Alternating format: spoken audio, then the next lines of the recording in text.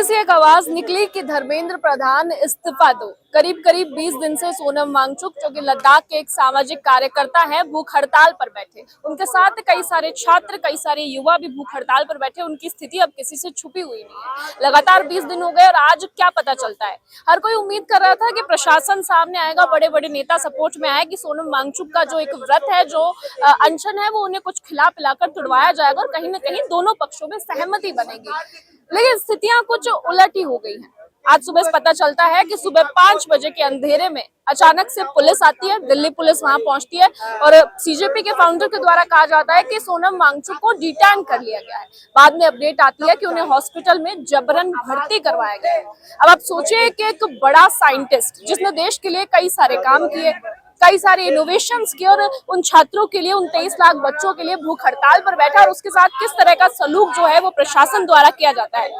इस सामाजिक कार्यकर्ता को, इस साइंटिस्ट को जबरन पकड़कर पुलिस के द्वारा हॉस्पिटल ले जाया जाता है। और अब आप एक और अपडेट सुनिए, उनकी पत्नी, उन्हें खुद भी अंदर नहीं जाने दिया जा रहा है, उनको उनके पति की सुध तक नहीं लेने जा रही है। अब वो जो आवाज थी, जो दिल्ली के जंतर मंतर से निकली थी, वो आज जयपुर पहुंच चुकी है। जी हाँ, जयपुर में भी हालांकि सीजेपी का प्रोटेस्ट हुआ था, कई सारे लोग आए थे और आज आप देख सकते हैं कि चुप्पी तोड़ो सत्याग्रह की आज यहाँ पर शुरुआत हो चुकी है। तमाम ये लोग जो आप मेरे पीछे देख पा रहे हैं, ये भूख हड़ताल पर बैठे हैं, एक दिन के अनशन पे बैठे हैं सोनम वांगचुक को सपोर्ट करने के लिए। उस सोनम वांगचुक को, जो कि आपके हमारे जितने जो भाई बहन है, जो बच्चे हैं, उनके हक के लिए लड़ रहे हैं। 20 लोगों की जो है यहाँ पर जान जा चुकी है।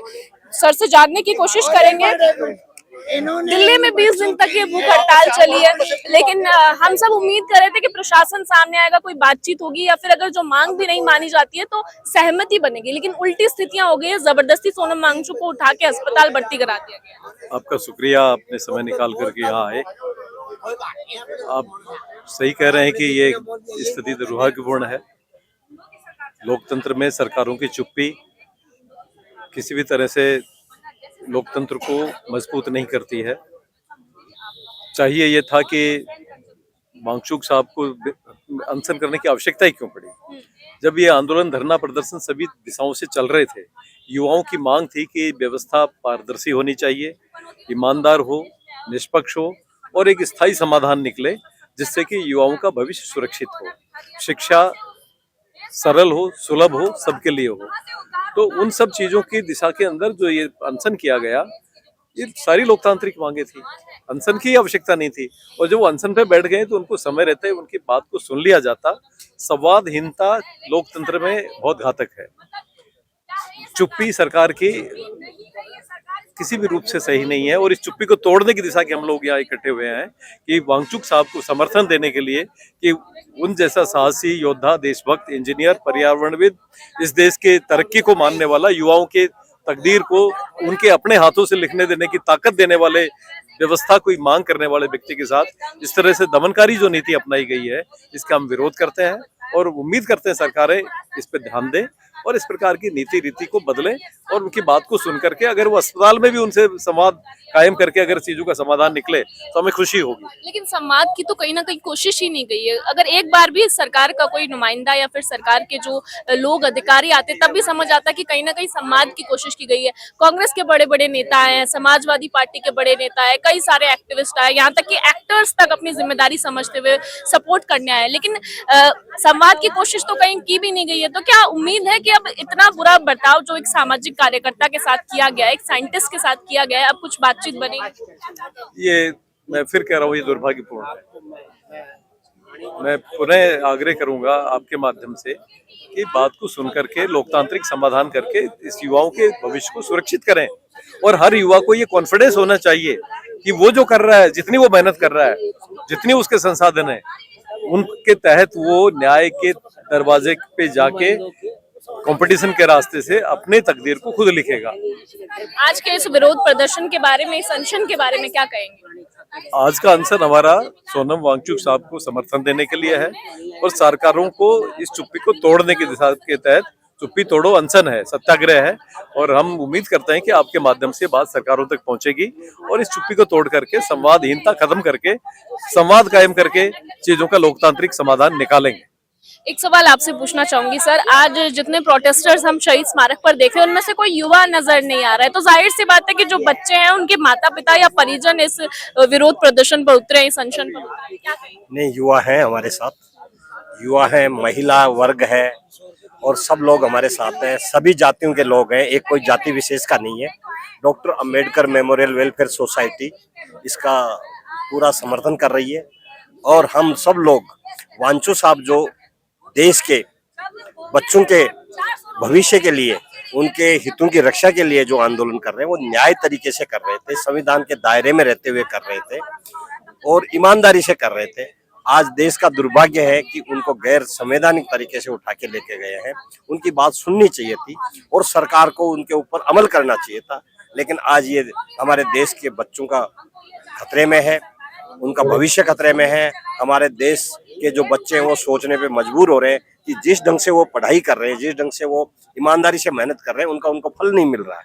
तो हम सब वांचो साहब के समर्थन में हैं। एक सवाल और रहेगा, देखिए अगर आज जब बात करें, सीजेपी के जो फाउंडर है, संस्थापक है, जो कि इस नेतृत्व का, इस आंदोलन का जो आज नेतृत्व कर रहे थे, अभिजीत दीपके, उन्होंने ऐलान कर दिया है कि अब सोनम वांगचुक को उठा के ले गए, हॉस्पिटल भर्ती करवा दिया, मैं भी अब अनशन पर बैठूंगा और अब हमारी मांग जो है वो प्रधानमंत्री नरेंद्र मोदी के इस्तीफे की भी बन गई है। 2 लोगों के इस्तीफे की बात की जा रही है। देखो, हम किसी पार्टी के खिलाफ नहीं है, न किसी के समर्थन में है। हम देश के शिक्षा नीति में सुधार लाने के लिए है। हमारा मेन मकसद जो आज हो रहा है कि हमारा जो देश भविष्य है, हमारे देश के बच्चों का जो भविष्य है वो खतरे में है। शिक्षा का ध्रुवीकरण नहीं होना चाहिए। शिक्षा एक बिजनेस नहीं है, जितनी ईमानदारी से जो मेहनत करेगा उसको उतना फल मिलना चाहिए।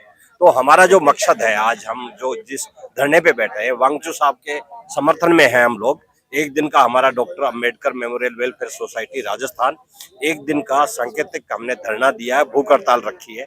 वो इसीलिए रखी है कि देश का जो हमारा शिक्षा नीति है वो सही रहे और जो इसके दोषी हैं वो हट करके दूसरा उसका जिम्मेवारी संभाले और आगे काम करे। देश की शिक्षा नीति के सुधार के लिए बैठे हैं।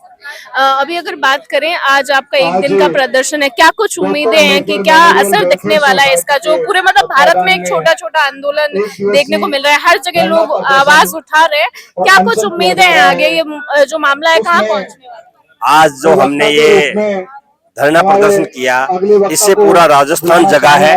राजस्थान के जितने भी मीडिया प्रभारी हैं, आप लोग हैं, वो सब लोग आए हैं और सब हम समझते हैं कि हमारी आवाज सरकार तक जाएगी और सरकार इस पे कुछ उनकी चुप्पी टूटेगी और देश के हित में, राजस्थान के हित में कुछ अच्छा करेंगे। हम उम्मीद लेके चलते हैं और अगर फिर भी सरकार नहीं जागती है तो इसको बड़ा रूप दिया जाएगा, वो आगे विचार विमर्श होगा। देखिए, इस विरोध प्रदर्शन में देखेंगे कुछ महिलाएं भी शामिल हैं, परिजन यहाँ पर आए हैं। मैम, आप भी यहाँ प्रोटेस्टर्स में शामिल हैं। अनशन सभी का हो रहा है? नहीं, सभी का नहीं है। इसमें जो कुछ लोग हैं जो भूख हड़ताल पर बैठे हैं, कुछ साथी हमारे, बाकी एक दिन का हमारा रहेगा। बाकी अगर जरूरत पड़ी तो हम आगे भी लंबा चला सकते हैं। जो दिल्ली में हुआ आज काफी दुखदायक था कि एक साइंटिस्ट को, एक प्रोटेस्टर्स को, जो कि 20 दिन से भूख हड़ताल पे, इस तरह से मतलब उनको उठाकर जबरन ले जाया जाता है। और ये भी बात की गई है कि वहाँ पर जो प्रोटेस्टर्स थे उनके साथ मारपीट भी हुई है। देखो, बीजेपी सरकार तानाशाही सरकार हो चुकी है, जबरन की क्या जरूरत है? उनकी एक मांग क्या है, आप सभी को पता है। मांग उनकी ये है कि शिक्षा व्यवस्था में सुधार हो, प्रतियोगी परीक्षा में पारदर्शिता हो। एक छोटी सी मांग है, शिक्षा मंत्री धर्मेंद्र प्रधान इस्तीफा दे। तो छोटी सी मांग अगर उनकी मान ली जाए देश के अंदर, तो मुझे नहीं लगता उनको ऐसा जबरदस्ती करने की जरूरत पड़ेगी। वो अपने आप ही अपना अनशन तोड़ लेंगे। देखिए, अगर नीट की बात करें तो ऐसा पहली बार नहीं हुआ है कि नीट का पेपर लीक हुआ है। कई लोग कह रहे हैं कि पेपर लीक हुआ है, ठीक है, लापरवाही है, लेकिन उसे सुधारा भी जा रहा है। दोबारा कल पेपर हो गया, रिजल्ट भी आ गया है, लेकिन बार बार इस तरह की चीजें देखने को मिल रही है और कोई जिम्मेदारी नहीं ले रहा। उसको किस तरह से देखा? देश के अंदर इस पूरे जो देश के जो युवा है, जो व्यवस्था को सुधारने में ही लग रहे हैं, जो मांग है उनकी कि आज जो देश के अंदर जो आंदोलन चल रहा है जंतर मंतर दिल्ली पर, 20 दिन से 22 साल के बच्चे भूखे प्यासे बैठे हैं। सोनम वांगचुक भी वहाँ पर भूख हड़ताल कर रहे हैं, तो व्यवस्था को सुधारने के लिए वहाँ बैठे हैं, ताकि भविष्य के अंदर इस तरीके की बात ना हो, बच्चे सुसाइड ना करें। सुधार के लिए ही बैठे हैं। तो हमारी जो सुधार तभी होगा जब शिक्षा मंत्री धर्मेंद्र प्रधान इस्तीफा देगा। क्या होगा फिर इससे? एक शुरुआत होगी देश के अंदर।